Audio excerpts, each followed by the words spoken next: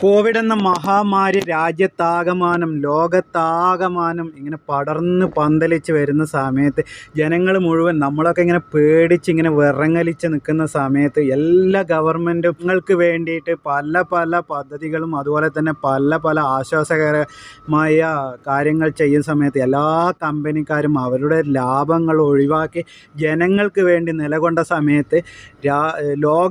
രാജ്യത്തെ ഏറ്റവും വൃത്തികെട്ടൊരു മുഖ്യമന്ത്രി, നമ്മളെ മുഖ്യമന്ത്രി പിണറായി വിജയൻ, നമ്മളെ ആ വിഹുലതയും ആ പേടിയും എല്ലാം മുതലെടുത്തിട്ട്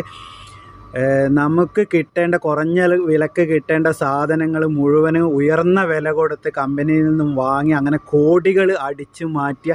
ഏറ്റവും മനസാക്ഷിയില്ലാത്ത രാജ്യത്തെ ഒരു മുഖ്യമന്ത്രിയായി നമ്മളെ പിണറായി വിജയൻ മാറിയെന്നുള്ളത് തെളിവാണ് ഈ ഇപ്പോഴത്തെ CAG റിപ്പോർട്ട്. നിങ്ങൾ ആ റിപ്പോർട്ടൊന്ന് കണ്ടു നോക്കിയേ.